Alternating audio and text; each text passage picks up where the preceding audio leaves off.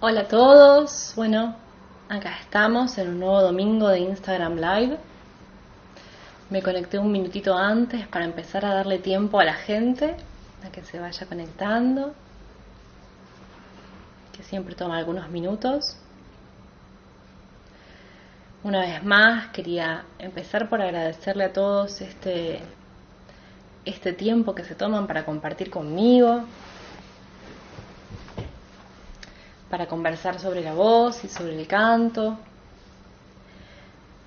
Gracias por sumarse y por estar todos los domingos. El domingo pasado no tuvimos suficiente cantidad de preguntas, al revés que hoy, que tenemos un montón. Así que a lo largo de la semana pasada les estuve dejando 3 partes de un videíto que hice para ustedes sobre bibliografía recomendada para aquellas personas curiosas que quieren ahondar en el estudio del canto. No sé si lo pudieron ver, espero que les haya gustado. Y bueno, hoy tenemos un montón de preguntas, así que lo que hice fue elegir algunas, porque son demasiadas para poder estar hablando de todas y para poder hablar de todas con propiedad y como merecen. Así que las otras preguntas que no entraron en el vivo de hoy van a entrar en el vivo del domingo que viene, y con un poquito de suerte se van a sumar algunas preguntas más que vayan apareciendo, pero son muy interesantes y por suerte siguen sin repetirse, así que tenemos siempre temas nuevos de los que conversar.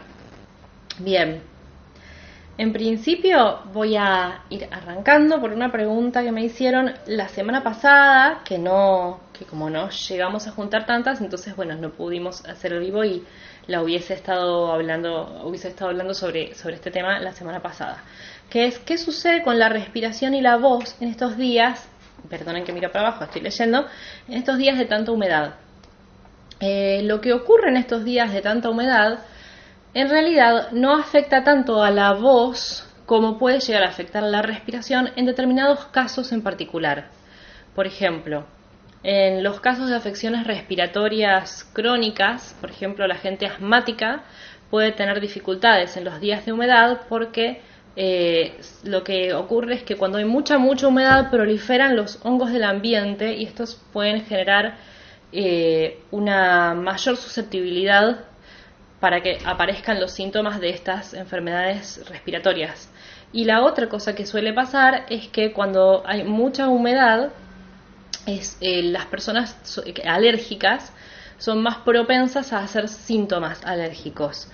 Pero en realidad la humedad en sí misma no es que trae un problema a nivel respiratorio ni tampoco afecta de manera negativa a la voz. De la misma forma, lo que sí afecta a la voz, que hay que tener en cuenta, que no es lo que me preguntó esta persona, pero sí es importante destacarlo, es el aire seco. Los ambientes muy secos sí pueden resecar y enfriar las cuerdas vocales, la laringe, la faringe, y entonces pueden provocar disfonía o pueden provocar irritación en las cuerdas vocales. Entonces, lo que quería contarle a la persona que me preguntó en relación a la respiración y la humedad, y la voz y la humedad, es que en realidad no es del aire húmedo del que nos tenemos que estar cuidando, sino más bien del aire muy seco. Lo que puede sí pasar durante los días de humedad es que en general la presión atmosférica es muy baja, entonces nos baja la presión o nos sentimos con menos energía, y esto sí puede modificar a nuestra voz y modificar a nuestro canto. Pero más que nada por una cuestión de hipotonicidad general, de hipotonía, no hipotonicidad, hipotonía, un tono bajo que acompaña también un estado anímico. Entonces lo que ocurre no es tanto que la voz funciona de otra manera, sino que todo nuestro cuerpo se siente de otra forma. Que no solamente pasa los días que hay humedad, pero los días que hay mucha humedad sí esto suele pasar. Acá tengo mi... ¡Pon! ¡Vení! Tengo a mi compañero acá. ¡Vení! ¡Súmate! ¡Vení acá! Que no sabe para dónde ir. Bien, pasamos a la siguiente pregunta del día de hoy. Me dijeron: hola Carolina, esta semana estuve leyendo cosas sobre el cierre cordal o cierre glótico. ¿Podrías hablar algo referido a esta temática? ¿Cómo lograrlo correctamente? Y si hay ejercicios para mejorar dicha acción. Bien, el tema del cierre glótico es bastante más largo. Cuando nosotros inspiramos para cantar, nosotros tomamos aire y luego las cuerdas vocales se cierran y vibran, y en esa vibración el aire que pasa a través de las cuerdas vocales haciéndolas vibrar produce este sonido que nosotros reconocemos como nuestra voz, que luego se amplifica en los resonadores del tracto vocal. Hay 3 tipos fundamentales de cierre de las cuerdas vocales, a los cuales se les llama ataque de cierre de las cuerdas vocales y comienzo de la fonación, a los cuales se les llama ataque. Se llama ataque al comienzo de la fonación.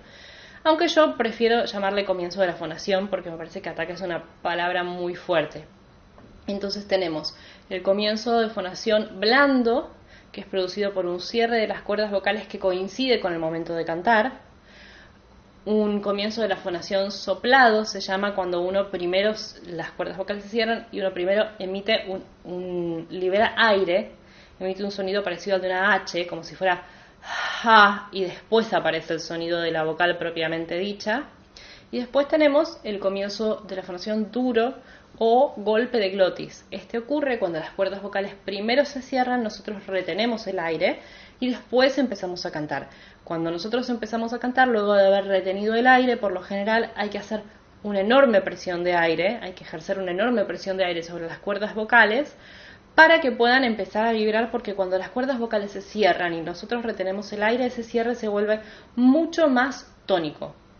Entonces esto se parece mucho a abrir una puerta doble de una patada. Tenemos que pegar un golpe con el aire en las cuerdas vocales para que puedan volver a vibrar, y lo que se escucha es un sonido súper fácilmente reconocible, que es A, que se usaba mucho antes para probar el sonido de los micrófonos. Todavía hoy la gente cuando prueba sonido hace O, O, O. Eso es un golpe de glotis. Eso es un comienzo de fonación duro. Entonces, en relación al cierre glótico, lo importante es que logremos una buena coordinación fonorrespiratoria, es decir, que logremos respirar y cuando culmina la respiración, cantar. Para esto tenemos que considerar lo siguiente: las cuerdas vocales son músculos y como tales tienen terminaciones nerviosas.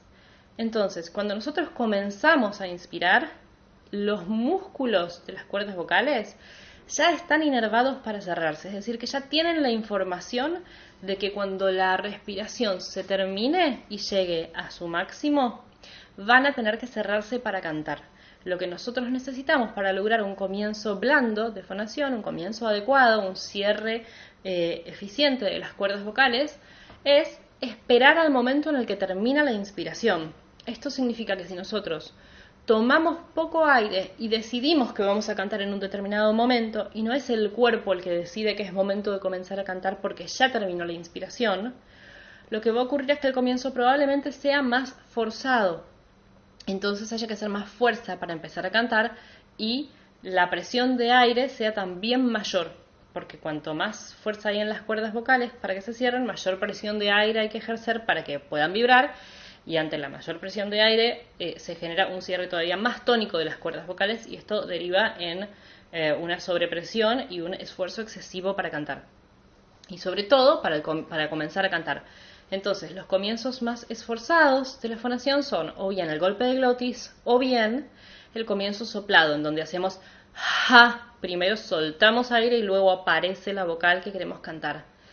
De esta manera, lo que tenemos que estar pensando en relación al comienzo de la fonación es dejar que la inspiración se complete para que sea el cuerpo el que nos diga ahora hay que cantar.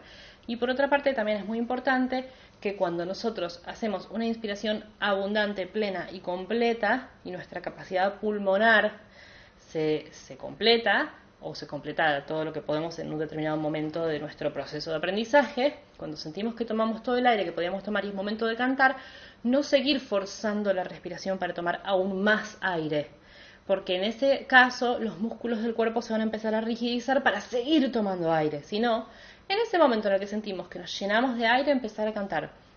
Con el tiempo y con la técnica y con el desarrollo de nuestra propiocepción, lo que podemos hacer, que está totalmente en nuestras posibilidades, es percibir el momento en el que las cuerdas vocales se abren y el aire pasa y el momento en el que se cierran para comenzar a cantar.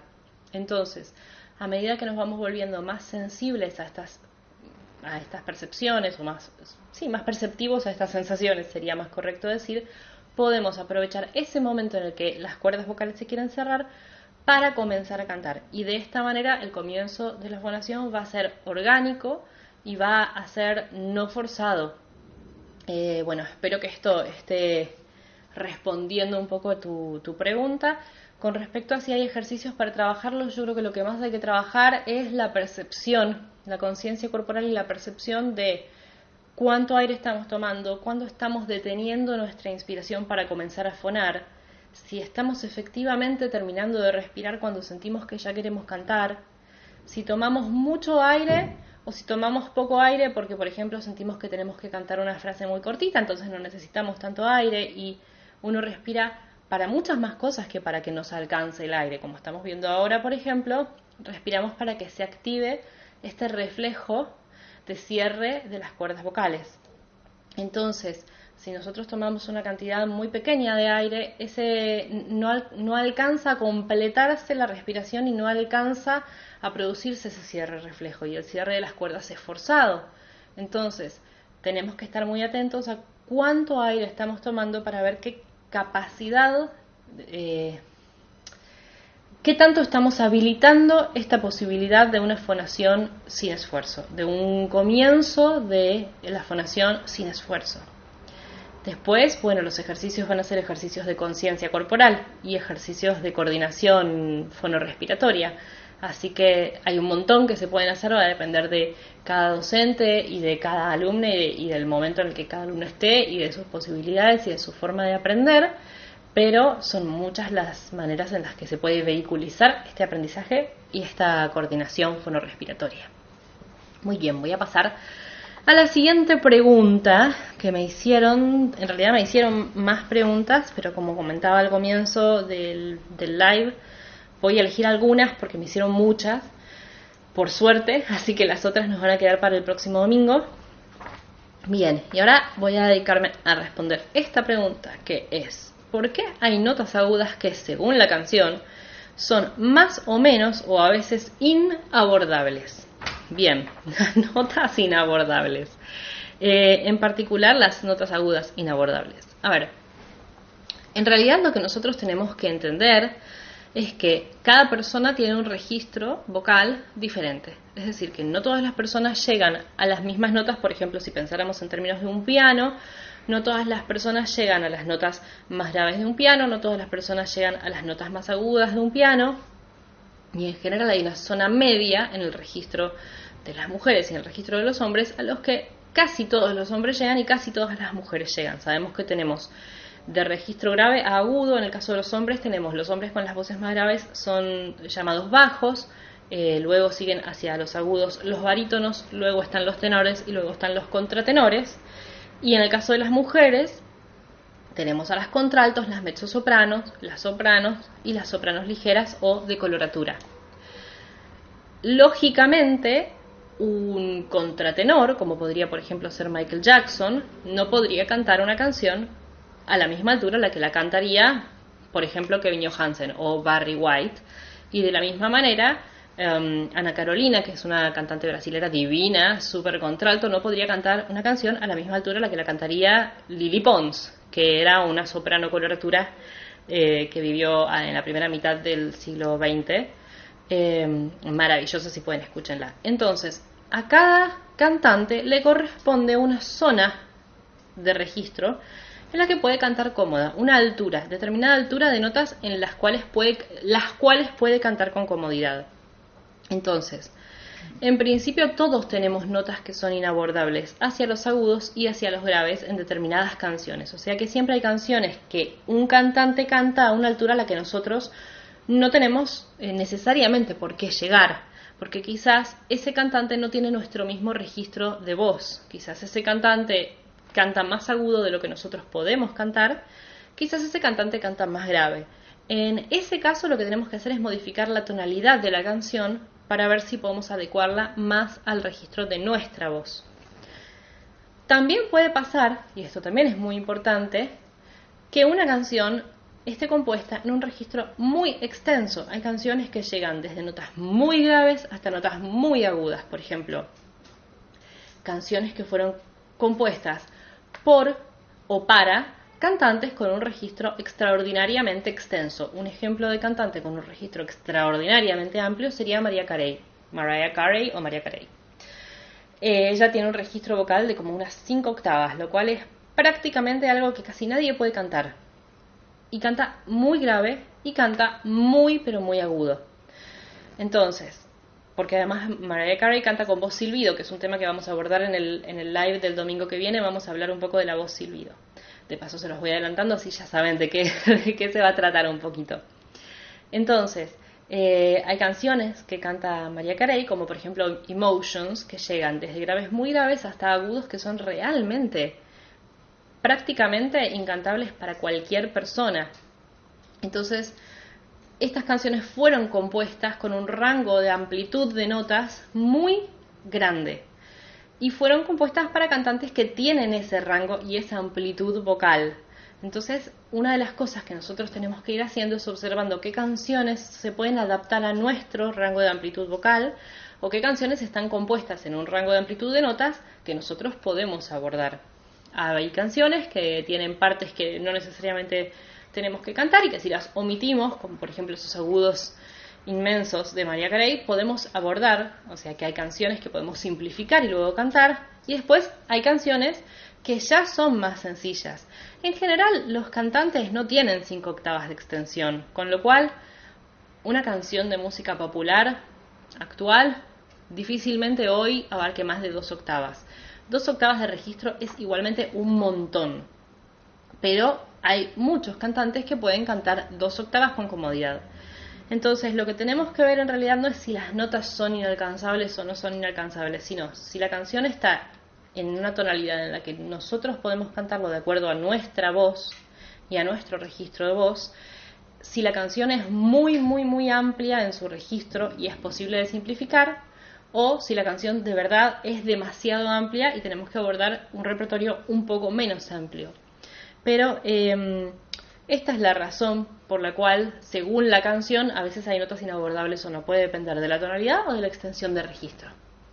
Bien, voy a ir a la última de las preguntas de hoy, que me pareció súper importante no dejar de lado, porque la verdad es que seguramente va a convocar la atención de mucha gente, que ¿es posible mejorar el hiatus y poder cantar?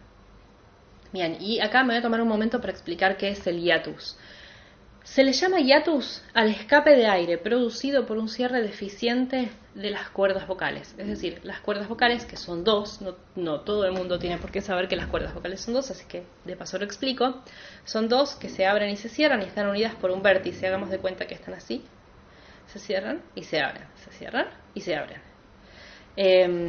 Las cuerdas vocales, cuando se cierran, ante la salida del aire vibran y en esa vibración producen el sonido que nosotros denominamos voz, nuestra voz. Pero hay determinadas circunstancias en las cuales las cuerdas vocales no pueden cerrar adecuadamente. Y entonces quedan huequitos, pequeños huequitos, por los cuales se escapa el aire o queda como si fuese una especie de grieta, no sé si se ve, como si fuese algo así, entre los ligamentos vocales, por los cuales como un resquicio por los cuales pasa el aire. Entonces escuchamos un sonido de escuchamos una nota musical, pero con escape de aire, por ejemplo. La diferencia sería entre cantar oh y cantar oh. No sé si se llega a escuchar en este video, pero sonoramente esa sería la diferencia. Como si además de estar cantando la nota, estuviéramos haciendo muy suavecito. Esto produce una opacidad en el sonido, o sea que es más opaco, no es tan brillante y no tiene los mismos armónicos. Entonces, ese escape de aire se denomina hiatus. El hiatus se puede mejorar porque el hiatus tiene que ver con un cierre deficiente de las cuerdas. Y la razón por la cual las cuerdas pueden no estar cerrando bien en general es funcional, es decir, que tiene que ver con un funcionamiento no ideal del aparato fonatorio, del aparato fonorrespiratorio, y se puede reeducar. Si las cuerdas tienen poco tono, si están hipotónicas, se pueden fortalecer, y si están hipertónicas, es decir, si están haciendo un esfuerzo desmesurado, también pueden aprender a trabajar de una manera más eficiente. Así que prácticamente en todos los casos, yo diría, salvo en el caso de una patología estructural, como podría llegar a ser un sulcus cordalis, que es una cuerda, cuando una de las cuerdas viene desde el nacimiento con una pequeña, como una arruguita, una pequeña grieta por la que se filtra el aire, y entonces este sulcus cordalis, que significa surco cordal, no permite que se cierren adecuadamente las cuerdas, pero esto es absolutamente atípico e inusual. En el caso de un sulcus cordalis, entonces en ese caso no se podría rehabilitar el hiatus. En el caso de un sulcus cordalis igual hay otras soluciones, pero no son desde la rehabilitación fonoaudiológica, por ejemplo. Pero en el resto de los casos, absolutamente que sí. Con un buen trabajo, con un buen fonoaudiólogo o con un buen profesor de canto, se puede rehabilitar un hiatus. Esto significa para toda la gente que alguna vez tuvo un diagnóstico de hiatus longitudinal en una cuerda o de hiatus sin que le dijeran longitudinal, que absolutamente que pueden trabajar y que estaría buenísimo que trabajen para poder resolverlo, porque además les va a ayudar a no tener fatiga vocal. La gente que tiene hiatus en general termina muy cansada después de hablar o de cantar. Así que absolutamente que sí, adelante a trabajar. Busquen un docente de canto si quieren trabajarlo desde el canto, que sientan que puede acompañarlos con conocimiento y con información sobre cómo trabajar con hiatus, y sin miedo, porque el hiatus es solamente un escape de aire. Si hay una patología como añadida, es decir, que produce ese hiatus y es realmente una patología diagnosticada como nódulos, por ejemplo, que los nódulos son bastante frecuentes, entonces hay que hacer un trabajo bastante más minucioso, y sería interesante que consulten con un otorrinolaringólogo, que estén trabajando con un fonoaudiólogo, que estén trabajando con profesionales dedicados a patologías vocales. Pero a veces, si solamente es un hiatus y no tiene ni un esbozo nodular, ni un nódulo, ni ninguna otra patología asociada, desde el mismo trabajo de la formación vocal se puede resolver, y se puede resolver en relativamente poco tiempo. Así que bueno, espero que les haya gustado, que les haya sido útil el live de hoy. Les pregunto, si me quieren hacer alguna pregunta así, dejo como un espacio para preguntas chiquitito. Les espero un minutito antes de ir terminando. Y bueno, recuerden que todos los domingos, mientras siga habiendo preguntas e inquietudes, voy a seguir haciendo las transmisiones en vivo por Instagram Live. Después voy a estar subiendo a YouTube estas grabaciones, así las pueden ver. Igualmente queda durante 24 horas en las stories. Y también recuerden que empiezo siempre súper puntual, así que a las 2 menos 5 si quieren, esténse preparados, porque yo a las 2 arranco. Bueno, estoy aquí viendo a ver si aparece alguna pregunta, y si no, ya vamos terminando por hoy. Les cuento que las preguntas que quedaron para el domingo que viene están candentes, muy interesantes, así que no se pierdan el live del próximo domingo. Bueno, no aparecieron preguntas, así que los dejo con un gran abrazo. Espero que estén pasando este tiempo de cuarentena de la mejor manera posible, y bueno, que estén acompañados en la cercanía o a la distancia por sus afectos, y que tengan una hermosa semana. Nos vemos el próximo domingo. Bye bye.